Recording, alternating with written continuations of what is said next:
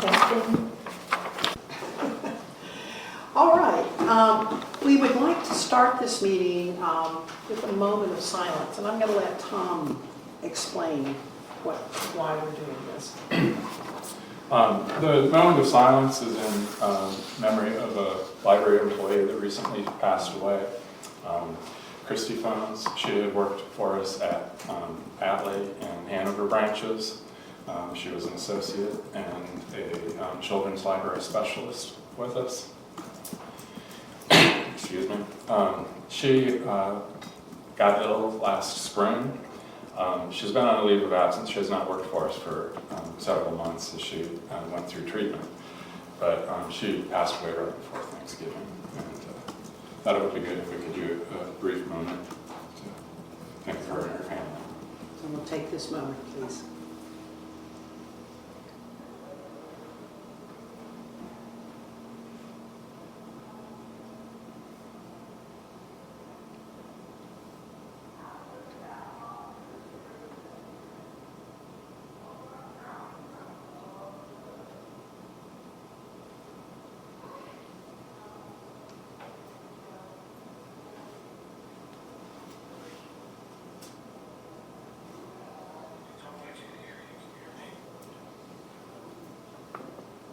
Thank you so much.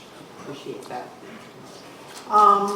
We are going to move one item up on the agenda, and then we will go back to the beginning of the agenda where we consider the agenda amendments and so forth after this. And that is because we have a representative from Cherry Beckett who is our auditing company for 2022, and he has agreed to be with us this morning so that we can get the latest information possible on how this audit for 2022 is going.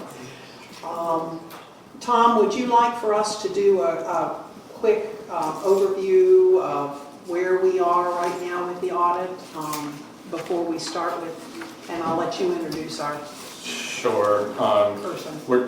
We're going to have him on Zoom, and that may also take a couple of minutes.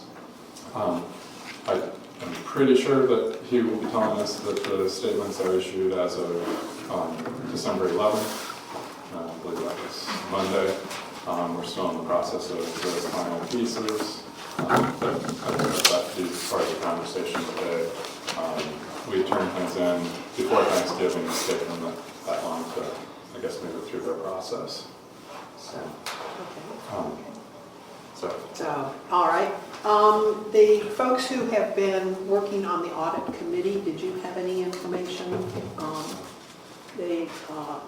Christy and Barbara and Mary have been working on the audit committees so that we can get things moving. So, do any of you all have a comments or anything with the audit?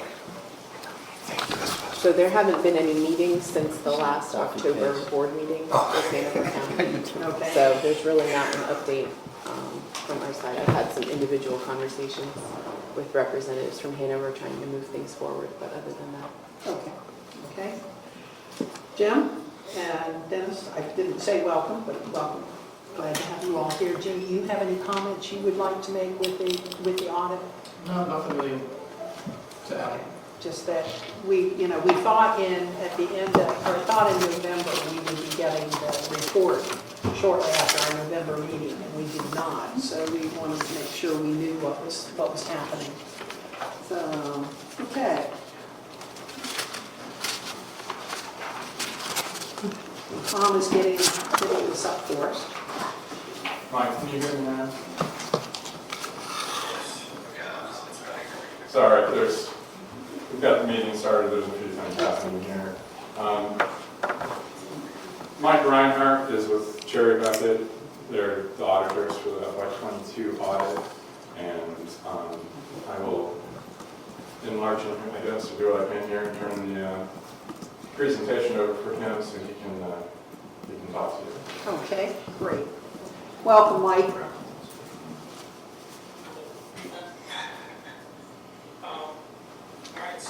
Mike Reinhardt, Senior Manager at Cherry Beckett.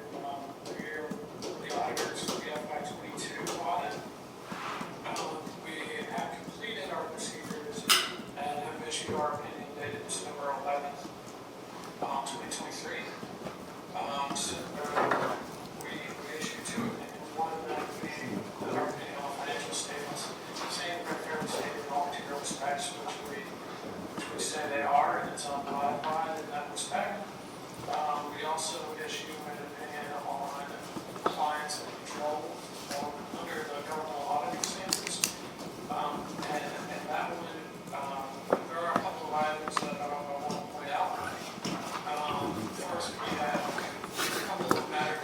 I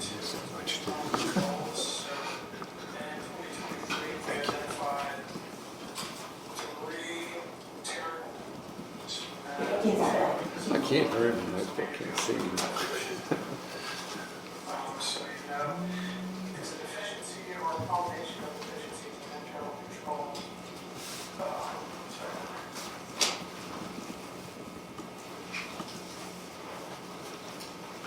internal control is such that there's a reasonable possibility that a material mistake in these financial statements will not be prevented or detected and corrected on a timely basis. So I'll run through that real quick. This is on our opinion. Okay, so number one, capital asset identification. Effective system of internal control of the company's name is able to. Excuse me, can he stop? I can't hear Yeah, I anything he's know, saying. yeah. Can you ask him to stop? Hold on for a second, we're trying to figure out an audio issue.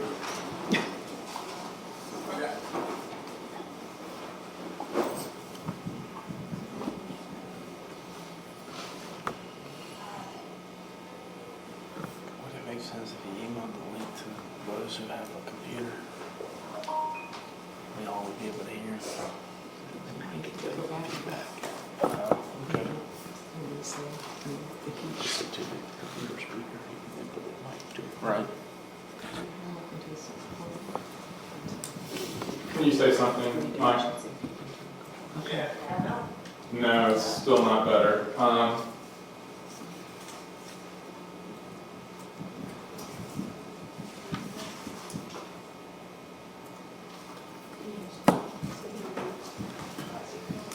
Having ideas?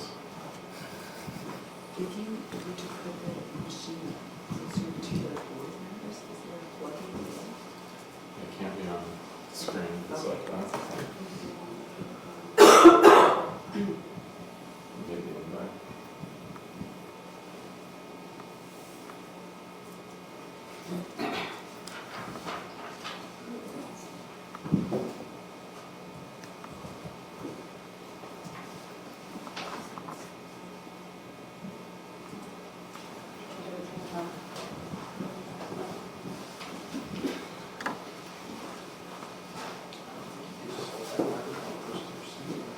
It doesn't seem to be, it's not picking it up.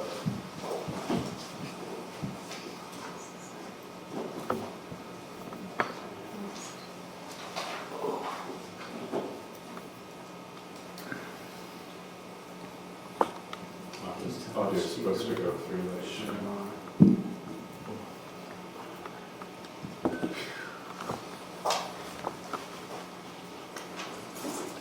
We appreciate your patience. Technology is wonderful when it works. Until it isn't. Pardon? I said until it isn't. Yeah, right.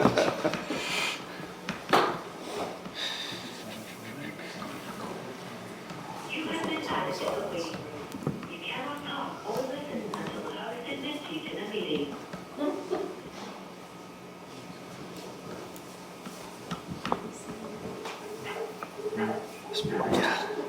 This board, yeah, on the other end.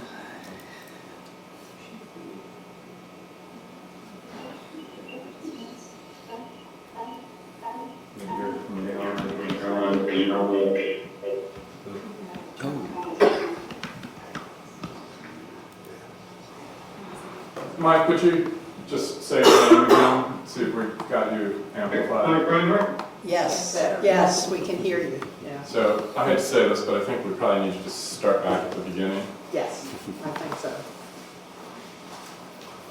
Sorry. That's all right, you ready for me? Yes. Okay. All right, so I'm Mike Reinhardt, Senior Manager for Cherry Becker, and the auditor for the Monkey Regional Library's FY22 financial statements. I know it's been a long time coming to get this done, but we're happy to say that we've issued our opinion dated December 11th, 2023. And one of our first opinions is on the financial statements, and we indicate that those are fairly stated in all material respects. It's an unmodified opinion. We also issued an opinion on internal controls and compliance.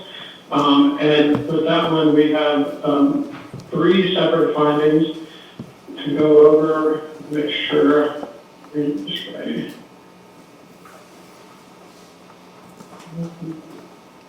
Yes, that are included in our report. The first is related to compliance with the Code of Virginia and APA specifications. There were 2 instances of officials who took office during fiscal year 22 and did not file a completed disclosure package before taking office.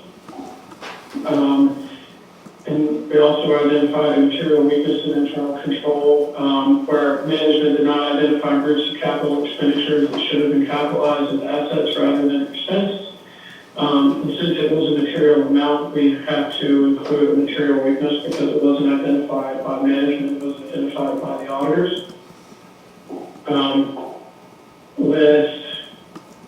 Let's see, as well as with implementation of GASB 87 in FY 22, the library didn't accurately record and present the right of use assets and lease liabilities in accordance with GASB 87. Additionally, the required notes to the financial statements related to leases were not sufficient to comply with the requirements of GASB 87. And after incorporating auditor feedback, the lease liabilities as reported is still overstated by 54010 and is reflected as past adjustment. So it means it was not corrected. That part was not corrected. As well as another material weakness, an effective system of internal control contemplates the management is able to close its accounting records and compile financial reports in a timely manner that comply with GAAP, as promulgated by GASB. Library was unable to produce quality financial statements in accordance with GAAP within a timely manner. The library's first draft included many inconsistencies with financial records and variances from GAAP, and the adjustment process to correct results resulted in frequent delays. Any questions that I can answer on those? These are included in our opinions. Does anybody have any questions? I just have a really general question. What is the threshold for capitalization? What is the amount? Unfortunately, we can't share that. So we have a materiality number, and it's based on some of the library's financial information. So assets, for example, or it could be revenues or expenses used as a base. But that's something that we utilize to determine what is material and what isn't material. But it is qualitative as well. So, we'd like to think of it as something that is significant, that the board might be interested in at a certain level. Okay. To answer your question, according to our policy, individual items that cost $5,000 would be capitalized. So 5,000 is basically the threshold. Below 5,000, it would be for perhaps like a service and such, would just be an expense. That would just be an expense. Just be an expense. But, to use an example, if we paid $4,900 for this chair, we wouldn't normally capitalize it. Right. If you paid $5,001 for it, you would capitalize. And then it would depreciate. And then they get depreciated. Yeah. The change in GASB is where it isn't like, to me, it's not a hard and fast rule. Mr. Reinhardt may have a better way of describing this, but what we're doing now in this new GASB rule is you have to look at things that cost less than $5,000 and decide if, did you buy 3 things at $2,500? So you had a $7,500 purchase, and now you're having to make judgments about capitalizing, a whole range of items that we would not normally capitalize. That was one of my questions, because I was wondering why items that are not meeting the threshold were being capitalized, and I think you just explained why. Okay, so let me clarify a little bit, because I have a different view on this as well. So the GASB didn't change in this respect, where, you set your capitalization threshold at 5,000, and the idea is that, when you do that, individual items won't accumulate to be a material number, a material number to us, but to you as well. The corrected adjustment for this, just to give you some scope, it was 161,000 capital assets weren't recorded, that were recorded as expenses, and this was related to, like 5 invoices. So being that they were groups of assets, and it's easy to record that amount in total because we're talking about individual invoices that have multiple capital assets included in them. Certainly don't feel like it's more of a burden to record those than to not record those. And in total, they're over our materiality threshold, and we would expect those to be recorded.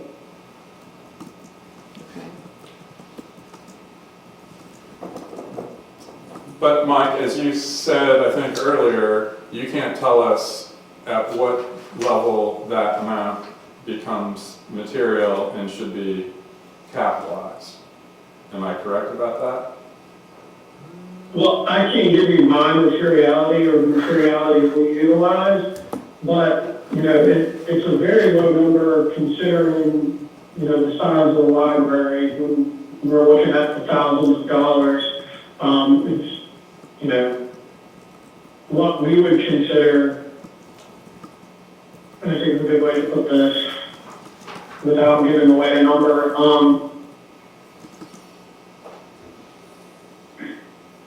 it's really hard to do. But like, we would say that your materiality is fairly low in this case.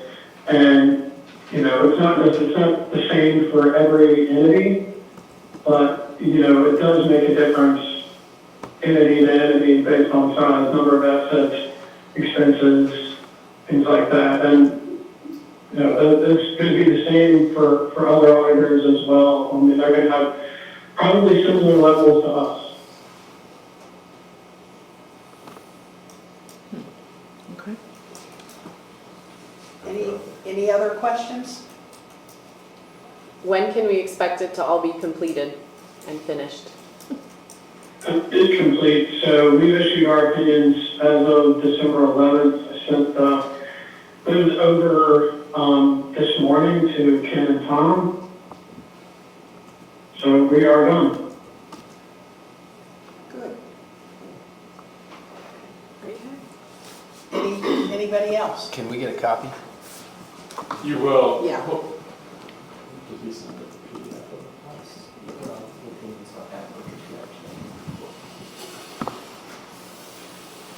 You will get a copy of it. It's like you've seen the previous ones that have been sort of bound as a document. That's not what we have from him in our email today. So there'll be some pieces to put together for that. But the opinion is there. It is. Yeah, I think the financial statements, they'll include our opinions, and then we'll get those in total. I think Ken's working on that today. How quickly, can PB Mayors get to work on 2023 now with what you guys have today?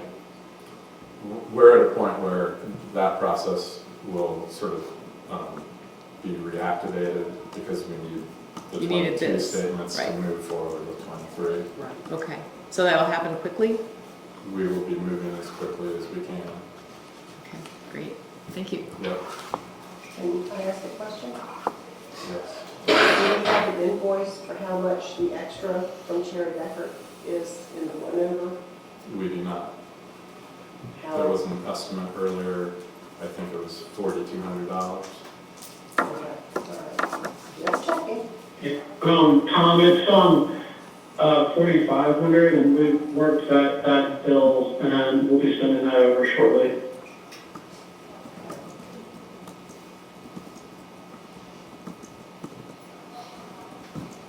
Anyone else? All right, I think I've think you've answered our questions for us. Thank you. Thank you for spending your time with us. We appreciate it. Welcome. Let me know if you have any questions. I'm happy to join. Great. Thank you. Thank you, Mike.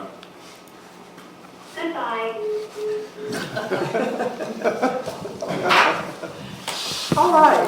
Thank you, Tom, for getting that set up for us. We'll go back to to our normal agenda. The first thing on the agenda is consideration of agenda amendments. I have one amendment that I would like to add, and that would be under old business to add for E, do policies and add our electronic meeting participation policy.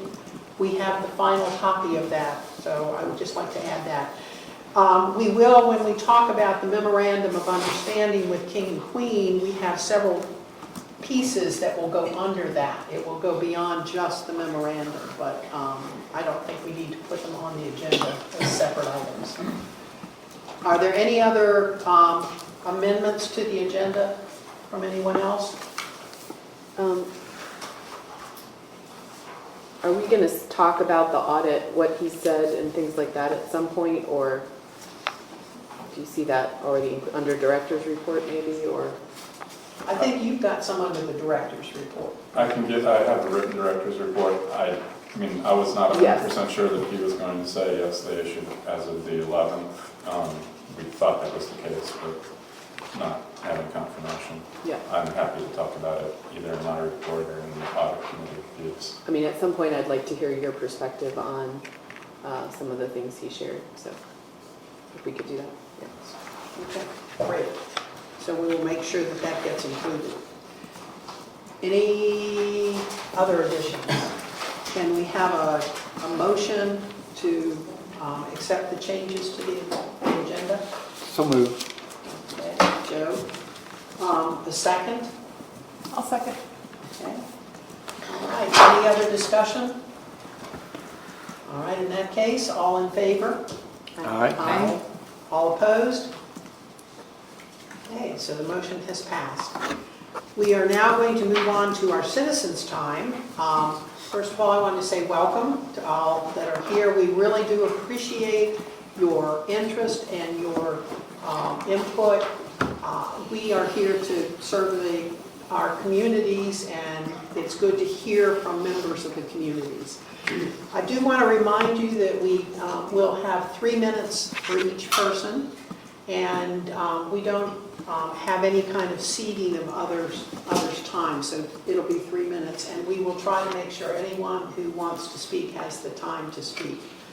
I also want to remind you that please keep your comments directed to the whole board, so you're not singling out one individual, that it should be to the whole board.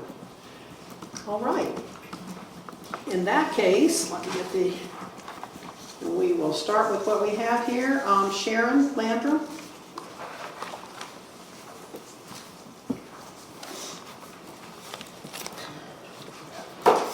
Thank you and good morning. I would like to once again address the proliferation of sexually explicit material available to minors in our library system.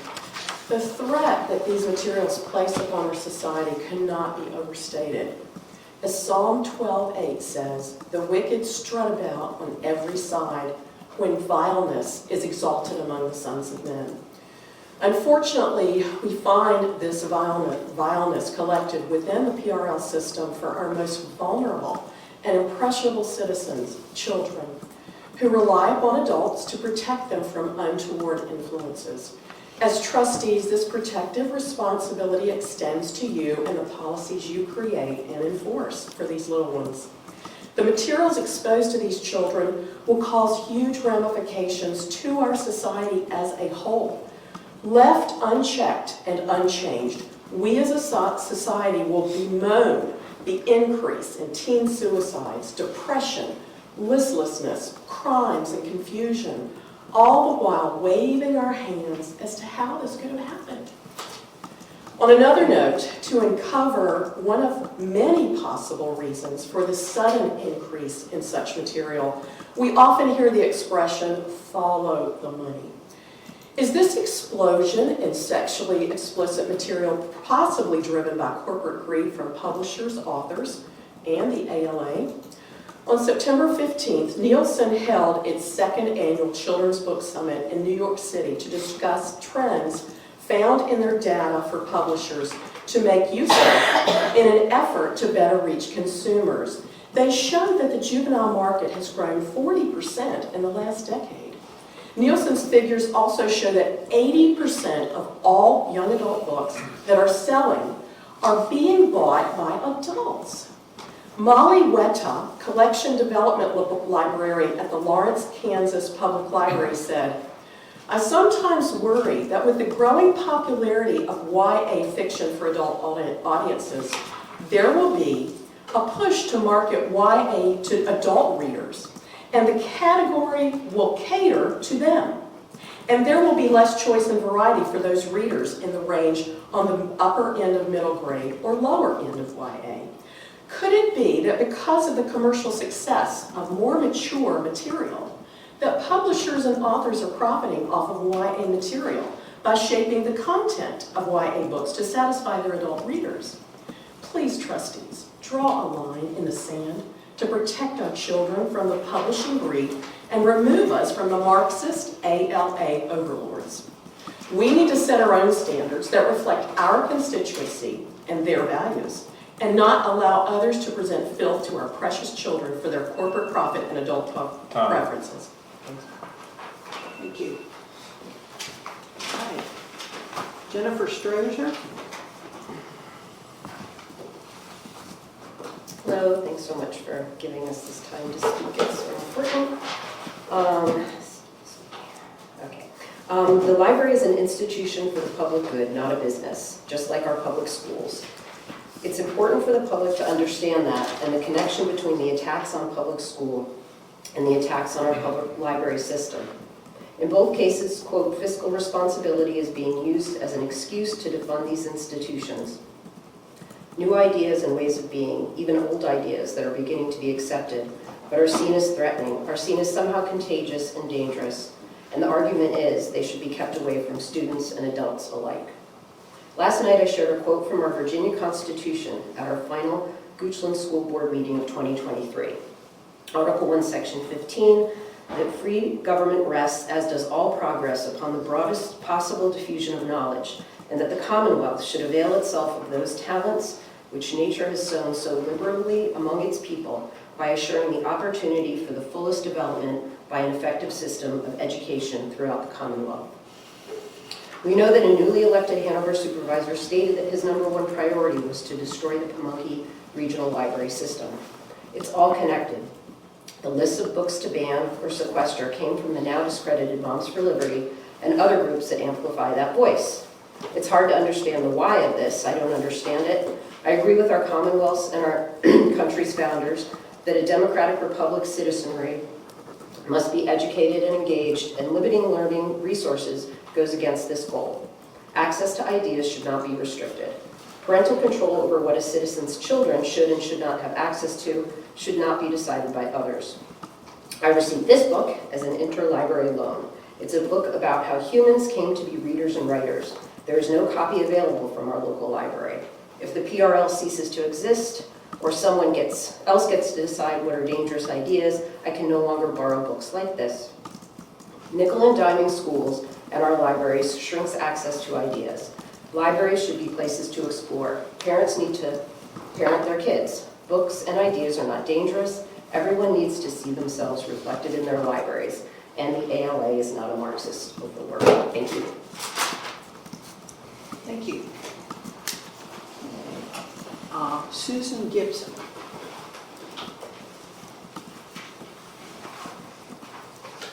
Excuse me, hi, I'm from Hanover. I felt, I've heard a lot about just what's happening in the libraries lately, and as a mother, I felt called, I felt a calling to come here and just speak to you today, especially after hearing the earlier comment. about filth in the library, so I want to tell you about my experience. I've been coming to the libraries since my children, well, since I was a child. But we've been coming to the Pamunkey Regional Library since we moved here 10 years ago when my youngest was a baby. We took advantage of great programs like the Books for Babies, which I believe is funded by a grant from the ALA, or was at some point. And I have never once, we frequent the Mechanicsville Library, the Atlee Library, and the Hanover Library. I've never once encountered any kind of filth or inappropriate material for any of my children. We frequent the children's area. We also frequent the juvenile nonfiction, where we've explored things from, that's where my daughter first read a book called I Will Protect You. It is written for that age group. It's about 9 or 10-year-old twins who survived the Holocaust. Without that kind of book available and something it opened her mind, it explored her to new ideas. Some tough topics, but it was written for her age group. It encouraged some tough discussions on her and some history, helped her dive into history. Also, with a child who's on the cusp of puberty, I used the nonfiction section to go with her and walk through some books. Did I just pick books off and say, okay, I'm going to give you this book on puberty? We know that can be a tricky, touchy topic. No, I used my judgment as her parent. I used my parental right to walk through the books with her. I grabbed some books off the shelf. I read through them. I skimmed them to see what was appropriate or not. She's very young. She doesn't need books that talk about older puberty at this point or have sexual topics. Are they in the books about puberty? Absolutely, because we are human beings. That's a topic. I used my judgment to go through and find one that was appropriate for her. So I appreciate having a wide variety of items because I can use my rights to pick something for her. I don't believe that people who are not librarians, who do not have the training, should be cherry picking what should be on the shelves. The librarians have also been a great resource at all the libraries for us. So they've helped us find books. Again, they've helped me find age-appropriate books for my child. I've said, is this book good for her if I don't want to go through it? And they've given me that. They're like, well, this might be above her reading level, or these might be too adult of topics. She's a very advanced reader, so likes to read above her grade level. So talking to librarians and the experts helps me make an informed decision for her. I think it should be a collaborative process with parents and librarians. It should not be something that is dictated by somebody else. Thank you. Thank you. Do we have any other speakers today? May I please? Yes. Thank you. Okay, this is Karen Kathy. Yes, I live in Goochland, and how dare any of you try to tell me what my children and grandchildren can and cannot read.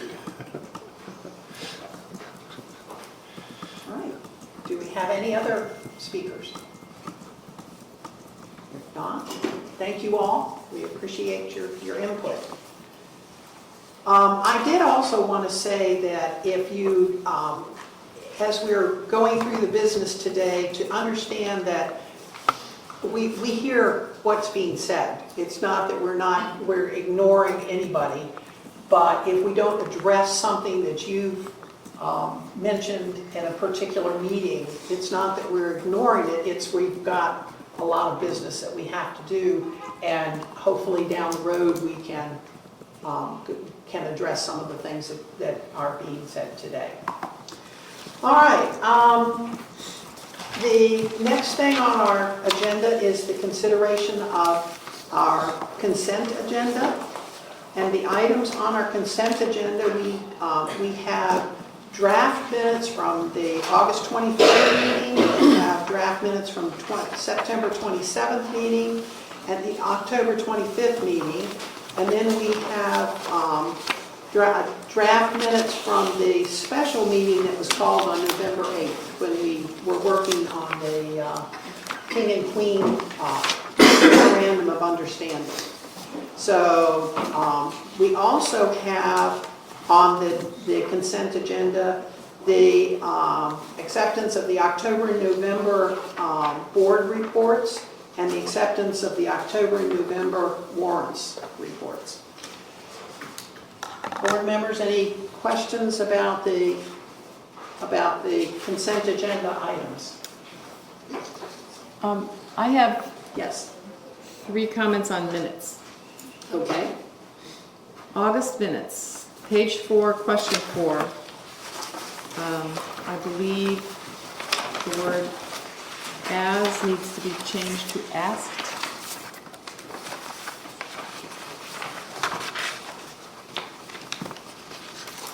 Does that make sense? Okay, and in the first line? Question 4, page 4, question 4. Oh, ask instead of, I thought you said ask. Okay, ask. Okay. Gotcha, okay. September minutes, page 9. There's an incomplete number. It's under FY 2025 budget, second paragraph, next to King William. It says 51,85. I'm not sure what the correct number is supposed to be. Yep. My time's up. Your time is up, Barbara. No. Yeah, and page 11. Page 11, 1, 2, 3. Fourth paragraph down begins with the reserve fund. I believe should say the reserve fund is not a separate fund. Semicolon. Okay. Those are my. What was the first one again?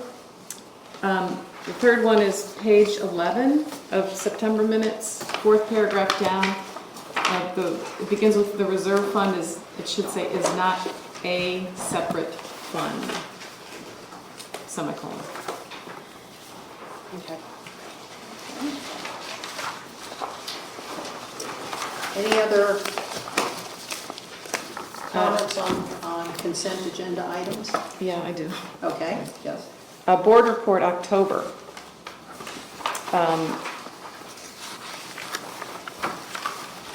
Oh, no, well, actually, it's about, state aid. The books and materials budget, $241,528 was spent, none of which was taken out of state aid. Was that because the audit wasn't complete? Because the state aid is all for books and materials, correct? Generally? All of state aid goes towards Right. books and materials, correct. So as of October, and this is just for my edification, 33% have been spent to date, none of which was taken out of the state aid. And I was wondering if that was because we couldn't, in previous minutes, it had been stated that we could not use state aid until the audit was complete. Is that why none of that? So, no, that is not. The board report has 2 sections, one that shows income, one that shows expenses. The funds that we are spending are coming out of our funds, but we don't run like multiple budgets Right. against one another. We would never be showing state aid being spent in the way that you're sort of saying, like hitting that account. It really doesn't work that way in the financial system. It didn't in our previous financial system. It's I guess I would say it's sort of more of a philosophical instead of like a literal piece. Okay, the reason that I mentioned it was Yeah. because at the financial meeting, we were told that state aid was spent exclusively on books and materials just to keep it clean. And that was my only, basically my question was no state aid spent because the FY 2022 audit was not complete this time? I guess that was, or That is did not I correct. misunderstand? That is not correct. I mean, the spending that we have, excuse me, for books and materials so far this year, which is $241,528 in the October board report, Right. expenses, books and material. That will all be like booked against the state aid income. Okay, and so that will appear then in a, It will not show as a reduction on the income because it's not a reduction in the income, if that Right. right? okay, all right. I see what you're Yeah. saying. Yeah, I get what you're saying. Okay. Thank you, sorry. Yeah, no, It's that's a good okay. question, I get where you're going. Yeah. But, yeah. Okay. So I just had a comment about the warrants list. I see, Mr. Shepley, you've added a section at the bottom about amounts over certain, invoices over a certain. Have you been asked to do that? Is that? That was asked at the finance committee Okay. meeting. So that's going to be a We piece can going do forward? that, yeah. Okay. And I appreciate any feedback if that's not addressing the question that was presented. Any other questions or comments on warrant or on consent agenda items? Madam Chair, I move approval of the consent agenda Okay. as modified. As modified and amended in the minutes. I second. Okay. All right. Any other discussion? In that case, all in favor? Say aye. Aye. All opposed? Okay, so the warrants, the consent agenda has passed. All right, our next item on the agenda is the director's report. So Tom, I'll let you take that.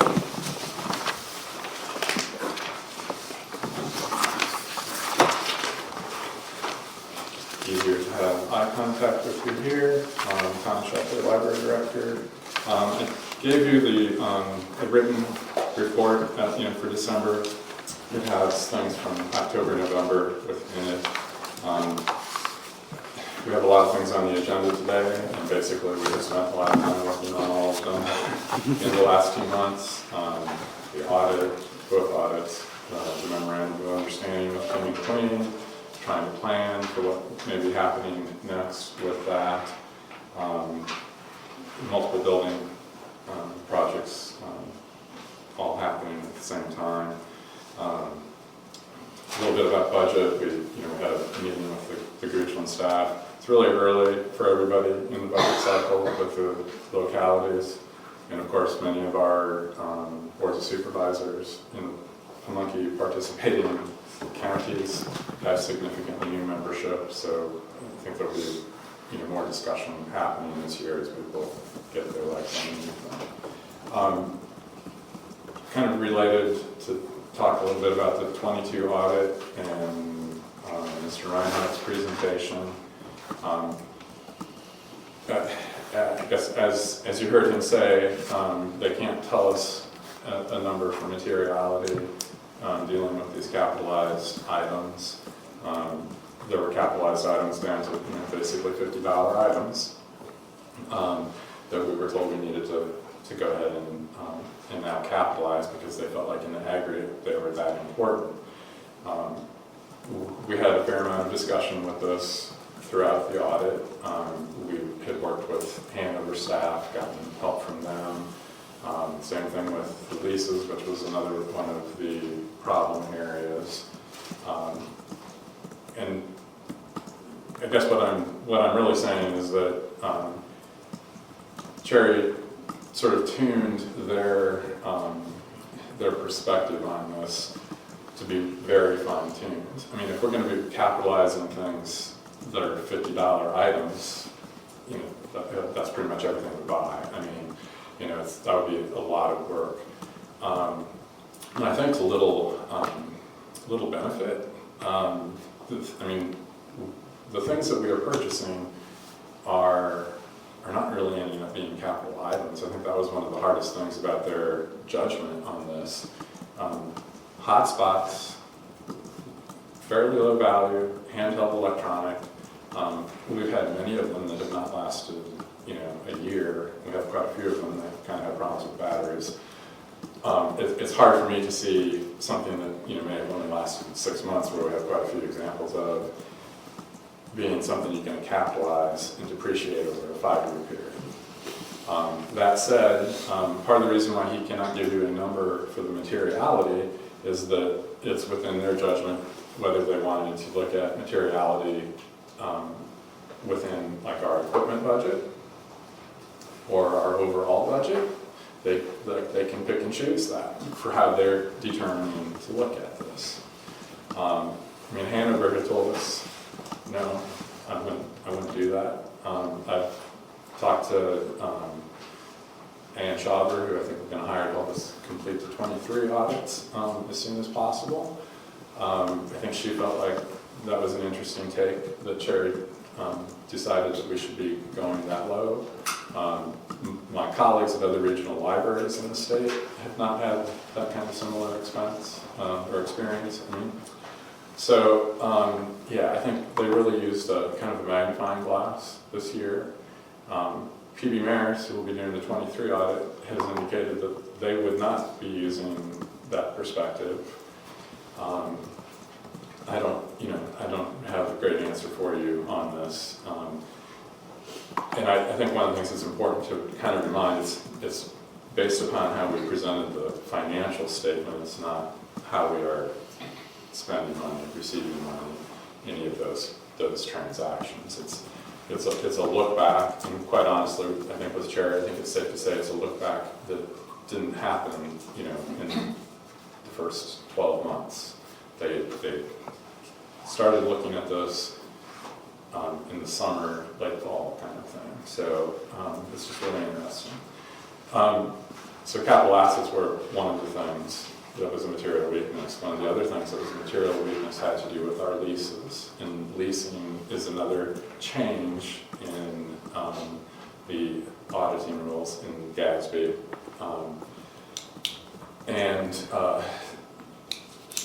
We calculated that. We had gotten assistance, again, with Hanover staff to help us with that, to produce the number that we have for our lease liability and its value. And that's been kind of a challenging process. And so with Hanover, we now have access to special software to help you calculate what those numbers should be based on you enter data off of your lease, dates off of your lease, the length of the lease. And the software acts like as a consultant, and it will tell you, what your numbers should be, how you should be booking them as journal entries so they reflect in the books correctly, etc. Our initial work on 22 with the leases looked like a good number. Cherry decided we were $60,000 off, Ken? $54,000 off. Ken entered the same information into, it's called Debt Book, into the software that's supposed to calculate that. And I believe that we were within $6,000 with that. So the numbers that Cherry used and have not been able to share with us at this point in time are different. They're calculated differently than how we had done it, how Hanover had done it for theirs, and how the software does it. But I don't have standing to be able to argue. I guess it's within. They're kind of like weathermen, the auditors. Is it a sunny day, or are we going to get some rain today? Well, it might change. I'm happy to answer any other questions. We will be putting the sort of the book piece together. We'll present you with the statements so you can look them over. We're working now to address them. As he stated, some of these things there just wasn't agreement on, so we're going to have to make some more entries to come into balance for our trial balance moving forward with the 23 audit. Wouldn't anticipate seeing any of these issues in the 23 audit. Do you think now that we have that information and we're ready to move forward with the 2023, do you think we'll be able to kind of get ourselves back on track as far as timelines for, so that we're ready for the 2024? I do think that we will be putting every effort into getting the 23 statements done as quickly as possible. I would hesitate to give you even sort of an approximate range. We've asked questions with mayors about what kind of timeline can they see happening. They have not come back to us with an answer.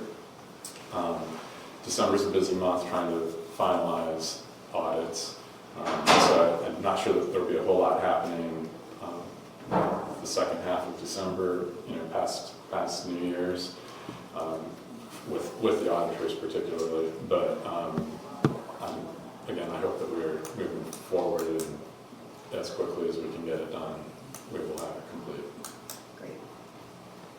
Great. We spoke about additional resources that you might need to complete the audit. If you're thinking of employing this lady to help with FY23, do you need us as a board to provide you some additional resources to do that? Or I think what I would probably like in that area is, if I can tell you more about that if you'd like. We're working out some of the details of the proposal, but I think that I would ask that you spend, to say $7,500 with this person. I don't think it's going to take that much. I think 7,200 is about 40 hours. She bills quarter hour increments. I think we're really looking for her to be able to guide us and give us feedback in our work, not to have to be doing the work so much herself. You know what I mean? Because again, we need to. It's primarily our responsibility, and so. But that would give us the dollar amount. You'd have some expectation. Cherry's run us kind of through the mill on this, and that's 45. I think Cherry said.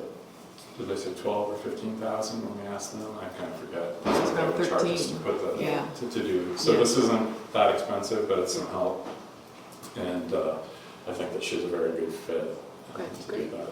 And I am intending to engage her. Okay, awesome.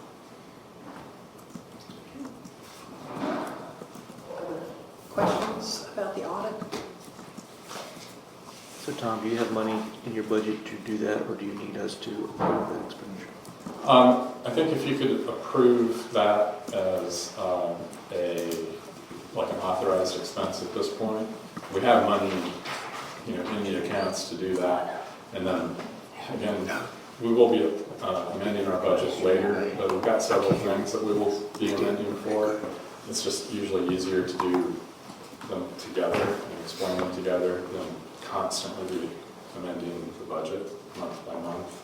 So if, like, for instance, if somebody were able to provide a motion to authorize me to spend up to the $7,500 in getting assistance for the audit, that would be great. Madam Chair, I move that we authorize up to $7,500 to be expended to hire a consultant to assist with the preparation and review of the audit for FY23.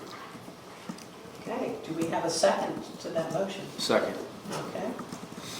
Any other discussion about this? Just a quick question, where is the 7,500 coming from? I completely agree with the need for it. I just wonder where it's coming from. It will probably really end up coming from surplus dollars in our current year budget. I don't think that we'll be tapping reserve for this amount of money. It's not a ton. Okay, thank you. Any other questions? All right, in that case, I'll call for the question. All in favor, please say aye. Aye. All opposed? Okay, the motion has passed. Thank you. All right, Are there any other questions that I could? answer on any of the other items. Some of these things will be covered in more detail as we get down through the agenda. Okay, thank you, Tom. Thank you. Okay, the next thing on our agenda are the standing committees. Finance Committee, John? Madam Chair, Finance Committee met a couple weeks ago, I believe it was the 28th. We reviewed the list of suggested responsibilities for the Finance Committee, and the committee was in general agreement with those. We also had a nice work session in review of the budget with Tom, a long discussion about where the funding comes from, how it's used, what the different categories are, what it costs to operate each of the branches and why they're different, how they're funded, that type of thing. Also reviewed our reserve fund and had a long discussion about why certain things are set aside for certain expenditures, and we agreed to meet again in February. Any other comments from the Finance Committee? Good, sounds like a good meeting. Sorry I had to miss it. All right, Personnel Committee. Ryan? Madam Chair, much to my own travel schedule issues, we have not met yet, but we are meeting Monday, the 18th at 10 a.m. at the Ashland Library. I've submitted the agenda to Tom to be posted. My hope is to get another Personnel Committee meeting on the schedule prior to our next regular board meeting, so I'm looking at maybe the week of January 16th if we can find a time that works for everybody there. That way we can discuss items Monday, meet again prior to our next meeting, and then have some things to bring to the board. The main things to work through are the director's goals, which obviously halfway through a fiscal year we still don't have yet, so we need to get that done, and then talk about director evaluation, and then other items that are on the table for discussion. I welcome any thoughts ahead of the meeting, things that folks want to have discussed. So that's where we stand right now. Great, okay. All right, the special committee reports. We have a special committee right now with the audit committee. And I don't know if we need to expand anything more on that. And I'm turning to my audit committee people to ask, is there anything else that needs to be brought up? Well, I don't know at what point you want to roll the audit committee into the now established finance committee. I think some of the reason there was an audit committee was because there was nothing else. So at some point those responsibilities need to be rolled back in. They will be, yes. And we had the special committee appointed after we received the letter from Hanover. That is what caused us to form that committee. Okay. And Madam Chair, yes. I think the folks that had time to volunteer and to put in all that extra work, because they were asked to meet weekly, and they did do a fine job. They did. Deserve some recognition from the rest of us that weren't on that committee, and help staff and Tom, and I said you can see through the audit that we received that it wasn't as quite of a big a deal as it appeared at first, and they helped get us to this point. It helped identify a lot of things that were going on. And yes. they did a good and fine job. I agree. Thank you all. Excuse me. Thank you, Joe. That's a good thing to do. Okay, a second special committee that had formed was the committee to meet with King and Queen. Once we had initially discussed what we felt needed to be part of the memorandum of understanding with King and Queen. So I asked John if he would let us know a little bit about that meeting. Sure, we had a good meeting with King and Queen. We had Ms. Simpkins, Mr. Shepley, and myself met with the county administrator, their new librarian, and their communications director, I believe. Much of the discussion centered around timing, whether or not they wanted the collection. It was pretty clear at the end of that meeting that they weren't interested in the collection, which led me to be a little surprised, and there was a fair amount of back and forth after the meeting between other localities and King and Queen about the collection. When the county administrator was pretty clear at that meeting, they didn't have any desire to get the collection. So we left there with an understanding of items to go into the memorandum of understanding, and I believe there pretty much reflects our discussion. Any others? Well, Tricia, you were the other one person that was there at that meeting. But any comments? Thompson. Yeah, you did. That was not an easy meeting, I don't necessarily think. But okay, no other comments on that. We're going to move into our old business, and the first item under old business is the memorandum of understanding with King and Queen. We all have a copy of the. Tom has printed another copy, but we also sent it electronically, the copy of the memorandum. Should be at the back of your packet, I believe. Yeah. We received word from King and Queen yesterday. Dennis has been our communicator back and forth with this. Thank you, Dennis, for all the work you've done on this. So I'll let you, yeah. So, okay, does anybody have any questions about the final memorandum we received from King and Queen yesterday? Their Board of Supervisors met on Monday and they agreed to this memorandum. So, does anybody have any questions that they need to? It pretty much covers what we had talked about and we've discussed back and forth. So I don't think there are any surprises in it other than, as John said, they did make the decision not to purchase the collection.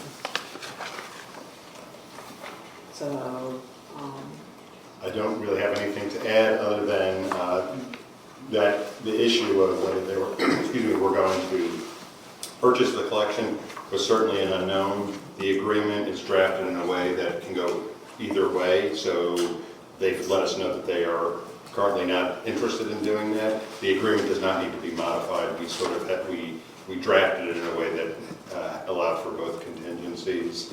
The agreement does set forth a time frame going forward. Now that they've indicated they're not going to purchase it, we need to relocate the collection. There's a provision for how that will be done, when that will be done, and the fact that King and Queen will bear the cost, and what would happen if it exceeds the amount that is contemplated in there. So some additional work for staff in terms of keeping track of those numbers and actually physically relocating that, but it has been contemplated by that. My recommendation, if the library board is prepared to approve this, is to approve it and then to authorize the board chair, Mr. Shepley and myself, to take whatever steps are necessary to execute the agreement and then to actually effectuate it. So that way, if any questions come up within that, we don't need to come back before the library board. We're authorized to sign whatever is necessary and for Tom to authorize staff to begin the work that they need to do. all right, in that case. Yes, you want to make a comment? Do you want to address that we need to modify the library card policy? Yeah, I have. So what's kind of, so the first step of this process is to actually approve the agreement, because we can't presume that the library board wants to approve that. But the second part is one that has been discussed before but has not been formally approved by the library board, and that is the issue, knowing that King and Queen is leaving, and the contemplated departure date is June 30 of 2024. The other jurisdictions are currently working on an agreement for that. The understanding has been that because King and Queen will be leaving in essence early, that there really should not, that departure should not be to the detriment of the rest of the folks in the regional library. That in essence, we've planned for them to be here, and it's always sort of a 2-year rolling cycle, and to allow them to leave and to allow the residents to continue to have full access to the services under the current provisions actually would be to the detriment of the remaining residents and those who work and those who go to school within the remaining jurisdictions. And so the library board has not formally approved what I'm going to call a period of ineligibility, that basically between July 1, 2024 and December 31, 2025, residents of King and Queen will not be eligible for library cards. And that is under two ways. One, because they're no longer residents within the system. But even if they work in an area or they are they go to school somewhere, that ineligibility would apply to them during that time period. And Mr. Shepley has indicated beforehand that hopefully they will be up and running and they'll have their library system in a way that will, in essence, be like a tier type of library system. They're a much smaller jurisdiction. It's hard to think that they may be able to do that, but hope springs eternal. So if they are at, say, like Henrico is in a year and a half in terms of their level, then that period of reciprocity probably can begin again. But the library board does need to take action to approve that period of ineligibility. The concept is we really need to approve the changes in the policy as well, but we didn't want to just sort of spring that on you today. I think Tom has distributed the draft that we've been working on. So it's a multi-step process today. So what my recommendation is that the library board first approve the memorandum of understanding, And then if it does so, to approve the period of ineligibility for the King and Queen residents from July 1, 24, December 31, 25, and direct staff to revise the policy to come back at your January meeting for formal adoption of that policy. The formal adoption is kind of important because the MOU provides that the library policy will be posted beginning February 1 to let the folks know what it's based upon. So we have a little bit of time to do that, but we really should start that process now so that way that can be communicated to King and Queen residents on their website, at meetings, so that way that they're aware of that. The formal posting only needs to happen on February 1, so if the library board acts in January, we're still good with the time frame. Is that everything, Mr. Shepley? I think Thank you. Did King and Queen give a reason why they're not interested in the collection? Was it a price, or was there what the no? county administrator conveyed to me was that their board decided that the materials within the collection were not what they envisioned would be of most use for King and Queen residents. Okay, thank you. Yes. Madam Chair, on the first page, and I don't know if this is a Dennis question or a Tom question, but it says provided they continue to meet their financial obligations. Do we have any time parameters around those?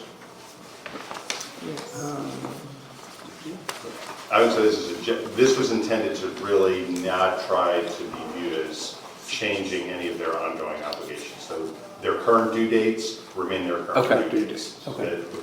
There was some of the earlier drafts actually sort of included some language about King and Queen leaving and the financial obligations, and that's really not appropriate for this. Okay. This is really governing the closure of the branch. Got it. Thank you.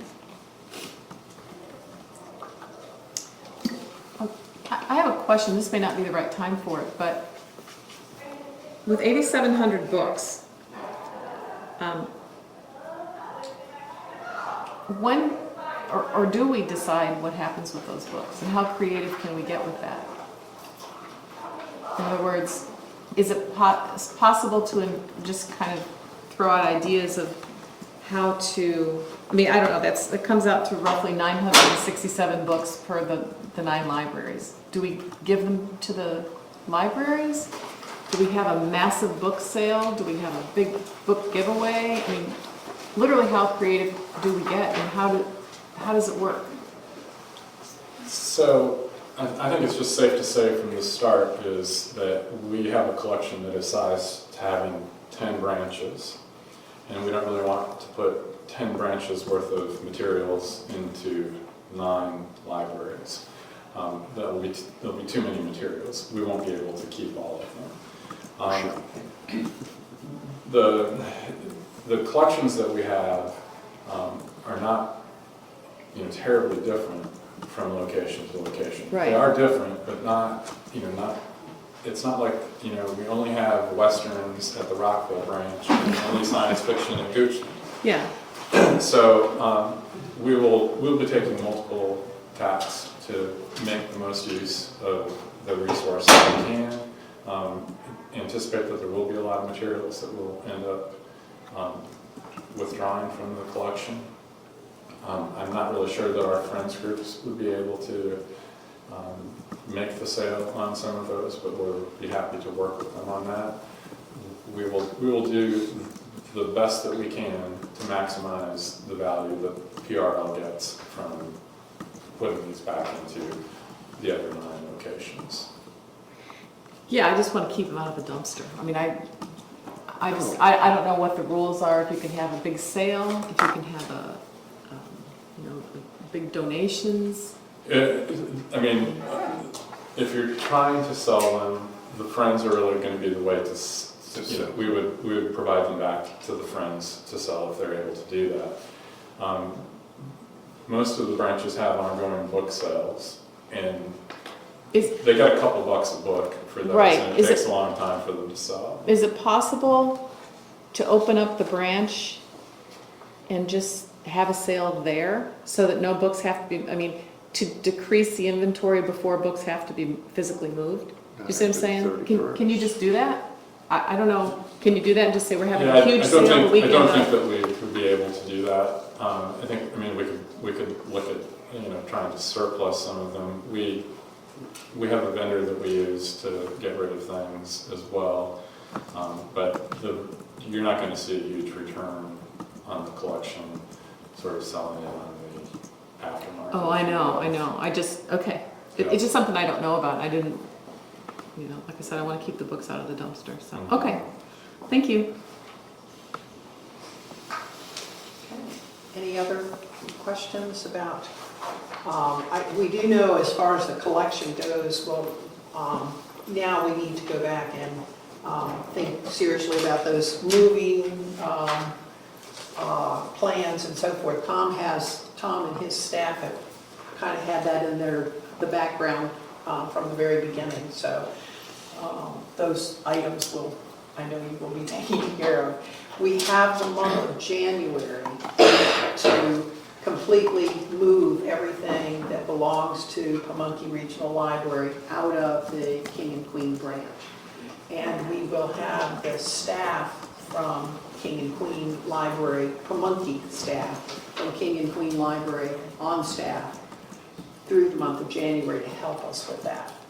So we do know that we have that. Any other questions, comments? All right, I think we need to have a motion to accept the memorandum of understanding. Yeah.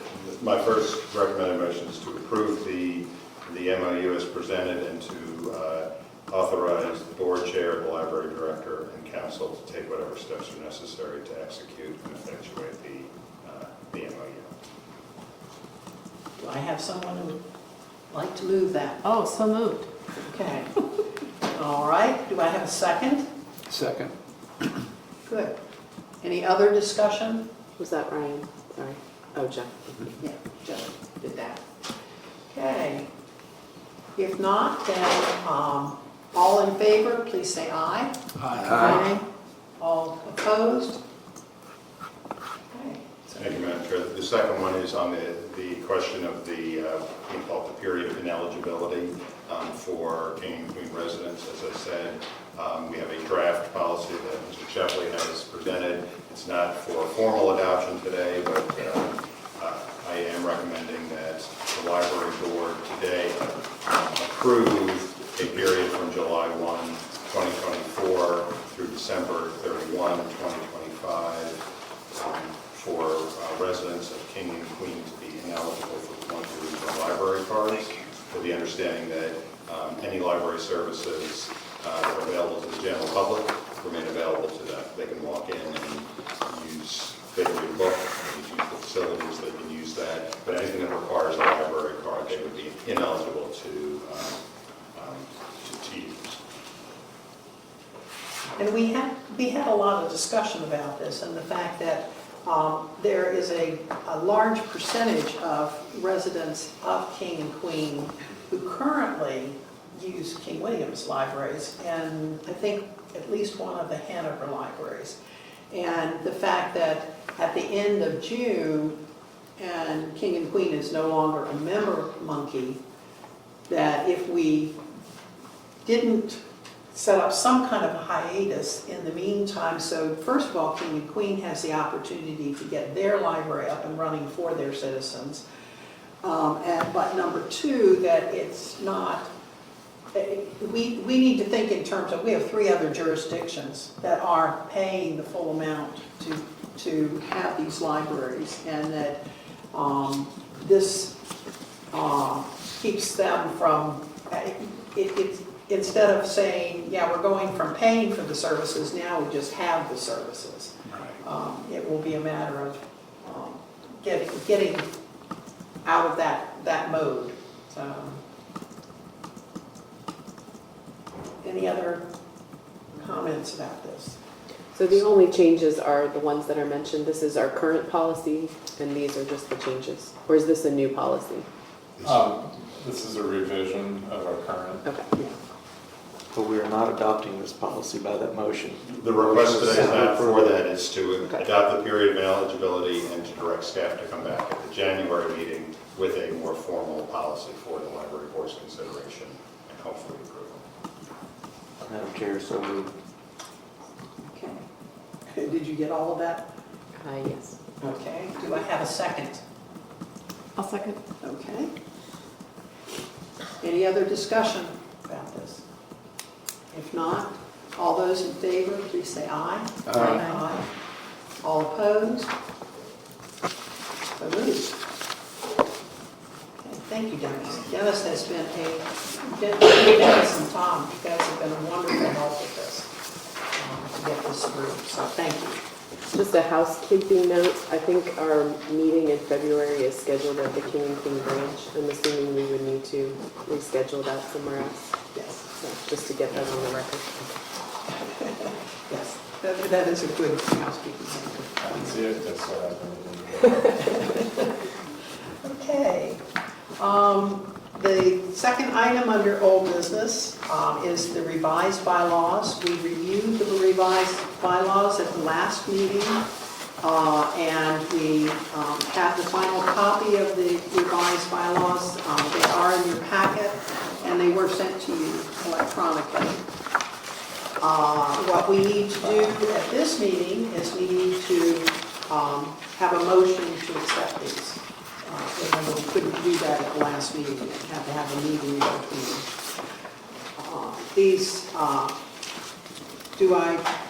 Are there any comments, or do I have a motion so we can get comments?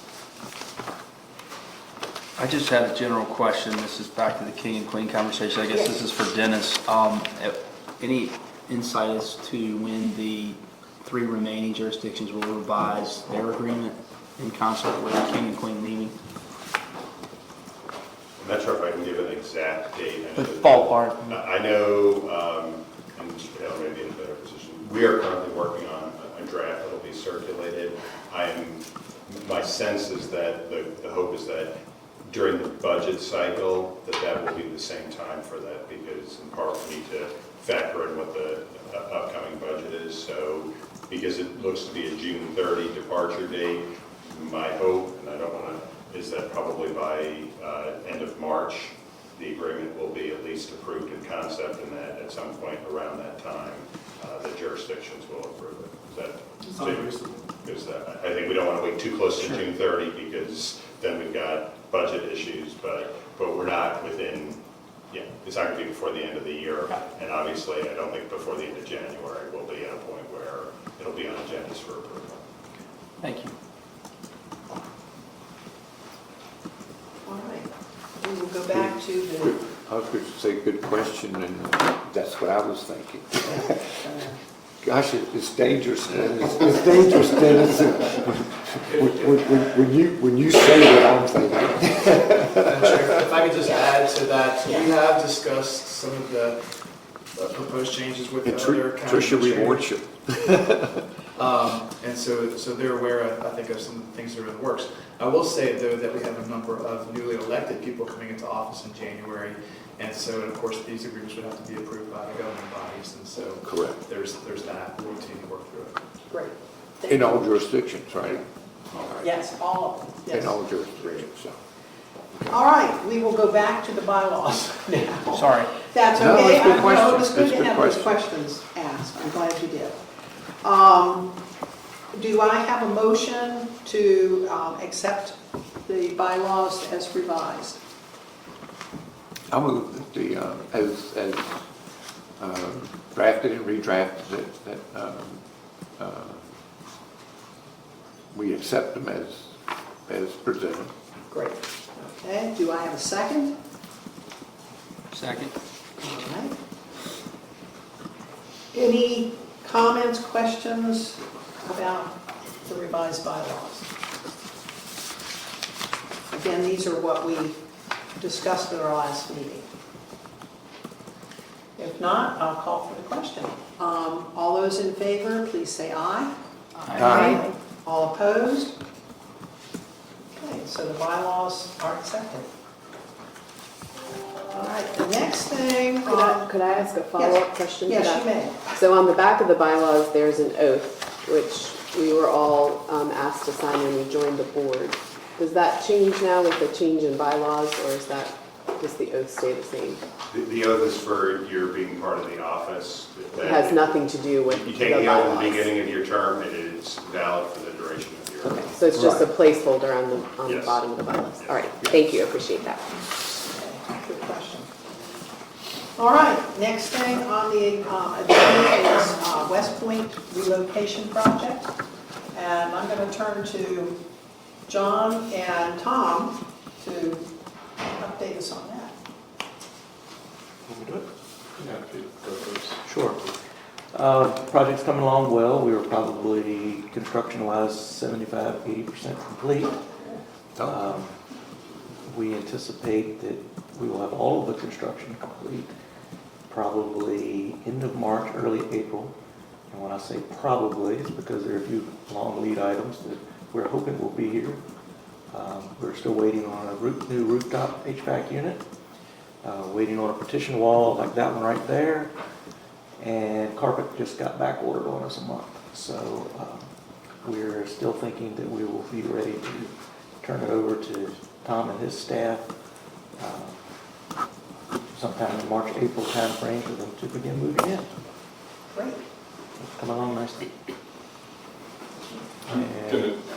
Despite the previous experience, I'm still going to try to show you pictures. And on a really good note, the architect's estimate was somewhere in the neighborhood of 1.1 million. We're going to finish it up in the neighborhood of about 500,000. Wow. Wow. Congratulations. That's awesome. That's amazing. Don't hold me to that final number yet, but we are doing it in-house. You noted that in the minutes here. We are doing it in-house and saving a significant amount of money by having my staff manage it and hire subs to do it. Great. That's awesome. Great, that's good news. Okay, and Tom, you're going to try to pull up some pictures for us, right? Yeah, I'm not going to spend a whole lot of time in there sideways for reasons I cannot tell you. But it looks beautiful. It's even better right now. Yeah, so this is the meeting room. Office on the left-hand side. It's going to be a nice view. It's sort of a view through. It's like a long rectangle, so this is a view down, but it's got a lot of nice natural sunlight. It's well lit with LED fixtures. It's been painted a lot. Just looks good. Blue and green accent colors. Is that you now? Might be you. This is in our children's room. We've got some fish light fixtures to add a little extra interest. There will be Everybody appreciates a nice clean More bathroom. petitions. And we're going to have a pretty snazzy outside space as well. Nice. Nice. Great. I will send those out to you so you can see them in a more regular way. Okay, thank you. Thank you. Sounds good, John. Excited for you. All right. Quick question, where yes. are we in terms of our portion of the payment? I think that we have, what, 150,000?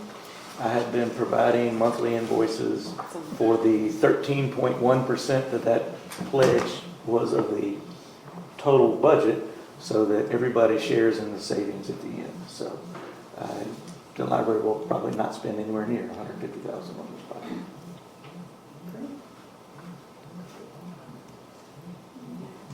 Those have been entered for payment. The check has not been issued. Quite honestly, that's sort of a delay on my part. I was mostly concerned with being sure that you guys had approved the idea. And I neglected to give the invoice billing to the finance folks so they would pay it. Sorry. Okay. I think it's better to have approval than pay something without. But I know the library's good for it. You know where we live. That was in about 10 days. All right. Any other comments about West Point?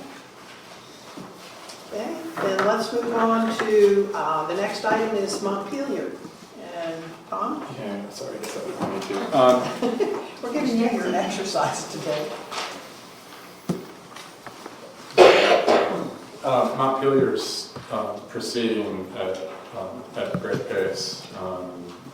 We've been working through finish selections for the inside, like carpet, paint, wallpaper or not wallpaper. So the building's all coordinated. Some of that's with Parks and Rec and other county staff. Supervisor Sue Doble has been participating in the process. We've kind of done the same thing with looking at furnishings themselves, tables, chairs, desks, etc. for the inside. So there's been a number of meetings because a lot of that stuff has some lead time on it as well. It's progressing. I'm not positive that we have a projected open date with sort of where we get closer, but I'm going to say early spring, early summer, late spring. I hear summer. So probably in the next 6 months. So we will have 2 libraries that we will be opening up in the spring. So that's wonderful. All right, any other questions about Montpelier? If not, we'll move on. The added piece for old business was under policies, the electronic meeting participation policy. The final copy of that was sent to all board members, and we had already approved it. But I wanted to make sure that everyone was aware that we do have that now, and we have the final copy of it. I don't know if anybody has any questions, comments, whatever. It's all, it's new territory for us in the library, even though a lot of people and other businesses have been using it for a long time. So we're gradually going to work out all the kinks, but we've got, at least now we have a way of attending the meeting if for some reason you cannot be here. Okay. Any other? Will this policy be posted on the website? It will. Yes. Okay, now that we have the final. Yeah. Thank you. Okay. We'll move on then to new business, and under new business is the granting of an additional December holiday. And I'm going to turn that back over to Tom again.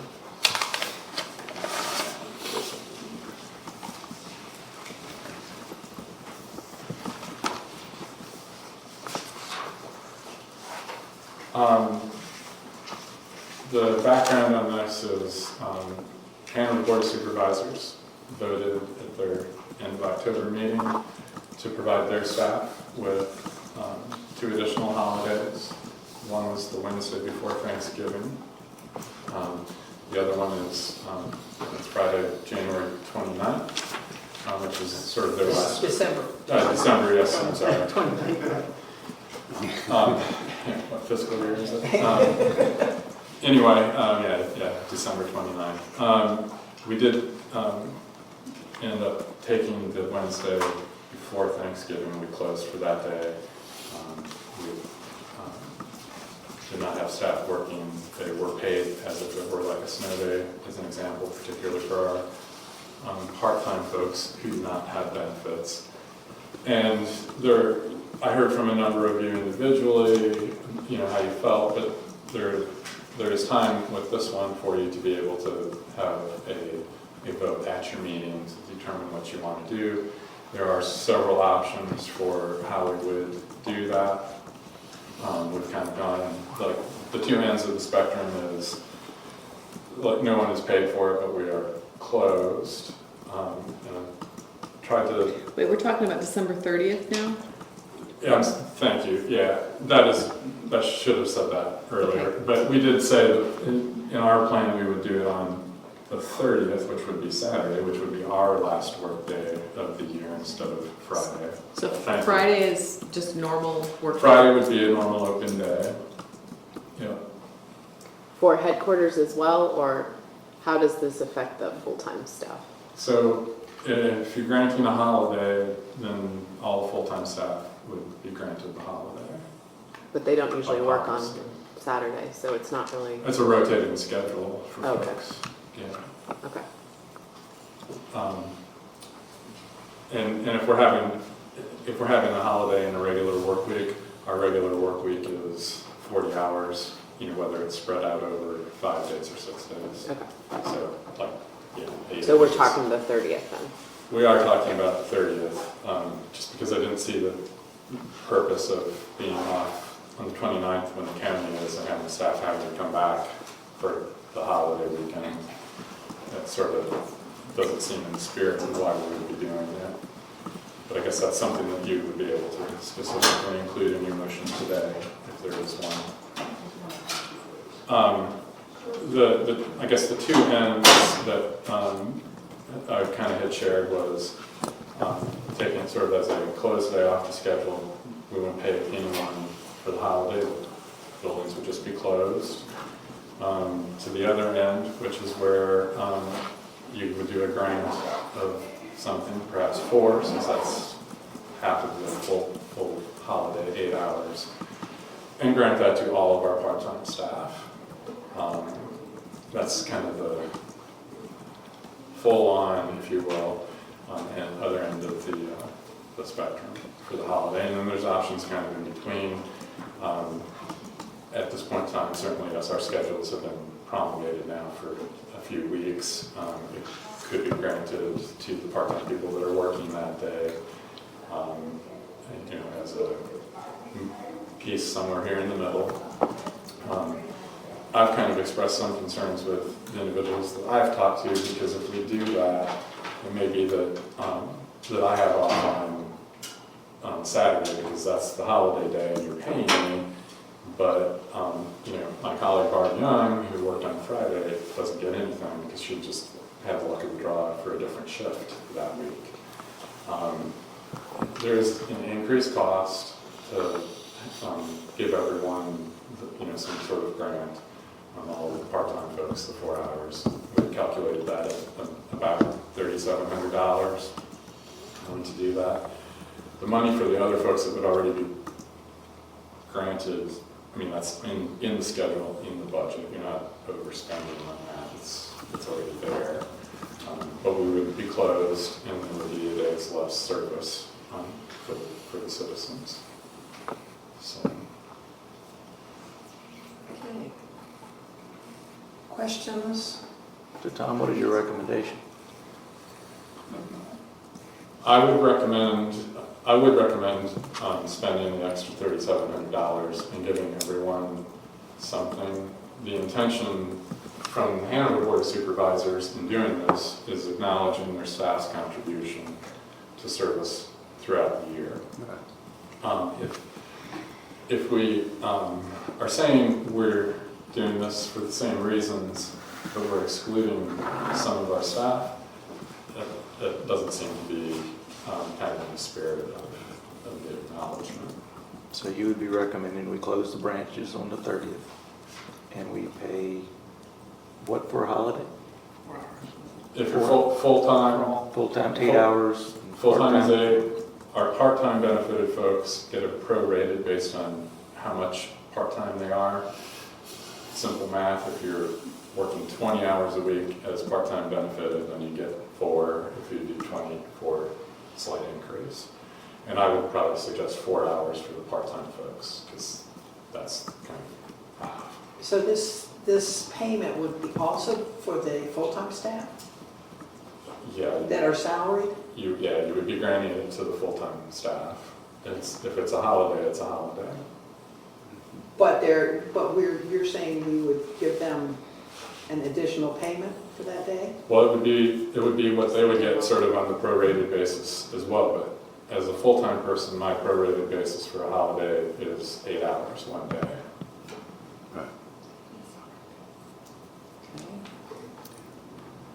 I'm not sure, I'm just thinking back when I was at the state that, when we got, of course I was salaried, so I never got any, but salaried never got, when the governor gave us a day off.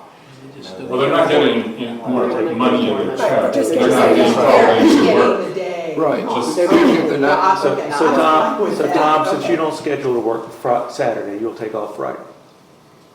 Correct. I mean, the way this, I'm kind of looking to staff. So, January 1st, not January 1st, part of the Christmas holidays are the week before. So, I believe we're not open on Monday. Correct, that's And Christmas Tuesday. Day. For Christmas. So our work days that week would be Wednesday, Thursday, Friday, and Saturday. And so if you grant another day, then full-time staff will be showing 3 days of hours, either your work or you're using like annual leave. And that's the other half of the person's weekly paycheck. That makes sense. I move approval of the closure of the branches on the 30th and granting of the holiday pay at 4 hours for part-time employees and 8 hours for full-time employees. I'll second that. Yeah. Do we have any discussion? Yeah, I agree with what Tom is saying. I've been here long enough to know, and in pretty much in all jurisdictions, they do this almost every year. I would suggest not today, but we address this at the beginning of into June or July, whenever we do it, that we address this there, that should the jurisdictions do this, it's already preset that we will pay the employees to be off following what the Board of Supervisors in the jurisdictions do. Because we end up doing this all the time, and it becomes sometimes we don't have meetings almost in time to do it. Sometimes they do it later. I've been here when That's they. what happened with the So Thanksgiving. you're suggesting in the future we follow. When they've approved it in December, and we've already met. So you're And we get an suggesting email. that the branches in King William would follow what King William would do, and the branches in Hanover would follow what Hanover I'm not would sure do? about that. That's why I say we don't That's do it because with King that. William has taken an action to give yet another day off, which is Well- different than the days that Hanover gave off. So we keep on, we're going to just nobody work. And we're not fine. actually, we're not actually following Hanover because they've given the 29th off and we've decided to do the 30th. That's, So- Well- right, that's why I'm asking what his intention is, because it's not as simple as it sounds. I realize it's not as simple as that, but to give thought between now and then that idea, because it's always to fall different times, and when Christmas falls in the middle of the week, sometimes they don't give it. All right? I like what you're See saying. what I'm trying to say? I see what you're saying, and, you know, I'm But new, we- this we is have- very complicated. Yeah, it's not as simple as it is, but this year I think it is very simple. But maybe, once again, this is all new to me, how this Yes, is ma'am. being calculated and everything. Two thoughts. One is a question. Well, first is my thought, and that is that if this is something that happens every year and there's this convoluted kind of last minute, should we, shouldn't we, how much and all that, that we set aside X amount for this appreciation of staff at the end of the year. And having said that, where is the 37 coming from? Again, there'll be Just- 3,700 From vacancies, plus the vacant pay. 7,500 for the Right. account. There'll be $10,000, more than $10,000 in surplus dollars at the end of the year. Okay. Yeah. I just always like to know where the money's coming from. So, but to plan ahead for end of the year staff appreciation, I think is just something wise to avoid this kind of confusion, perhaps. I've made a note of this. Yeah. Put it on the agenda. So I would say, as experience with this, I would not be coming to you if it was king and queen that was granting the extra day. Being that their portion of PRL is pretty narrow, sort of, you know. Oh, I understand with Yeah. Hanover.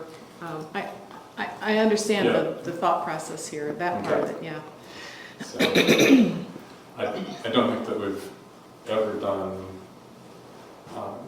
we've never implemented like an additional holiday day that Hanover wasn't doing. Right. Well, the only other thing I'll say is that, Yes, ma'am. I mean, I think there'll probably be some patrons of the library that'll be disappointed. That's closed on Saturday, but just saying. I would just say, let's try to make a point to do this sooner, regardless of what we're going to do next year, because there's a level of planning, you know, as an employee, you know, they're going to find out, hey, that's awesome, I don't have to work, but had they known that they were going to be off 2 months ago, they may have had time to plan a trip to go out of town, whatever. So it's sort of last minute, and again, I'm sure they very will appreciate the holiday, but, you know, if we can give further notice, it allows the employees to plan their calendars better. Right. There's that aspect of it also. Any other questions, Did we comments? second first? I'm not sure there was ever Did we get a second on his motion? Yes. Yes, we I think I did. Yes, we did. Okay. Or Mary did. Yeah.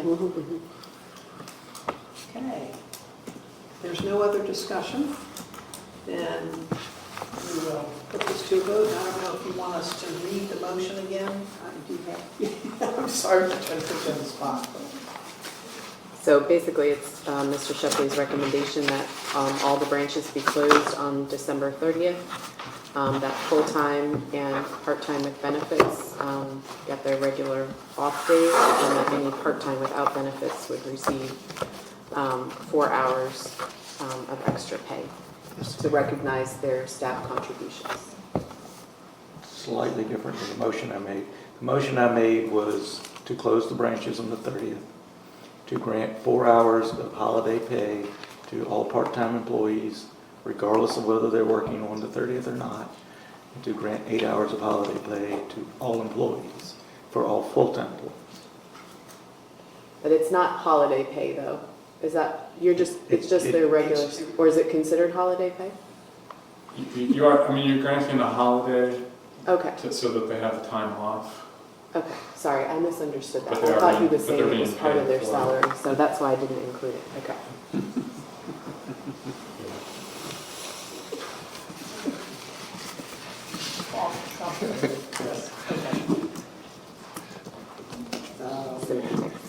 All right, so I think we have the motion down here correctly. And I think we're ready for a vote. All in favor, please say aye. Aye. All opposed? Motion is passed.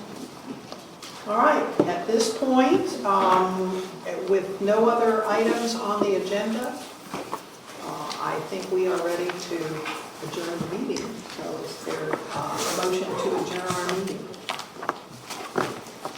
Nobody wants to adjourn it? Yeah, I'll make a motion. Okay, Mary, yeah. I think you need to go to recess. Oh, that's right. If you're that's right, staying for because lunch, you need recess. Yes, we're going to go to recess. You're right. Oh, Because we're going to have lunch. And we're going to move people. We're not all going to sit in the road to eat lunch. We need a motion to go to Sit across recess. from each other. Are we eating in this room? Yeah, I think you're in this room. Yeah. We'll stay here.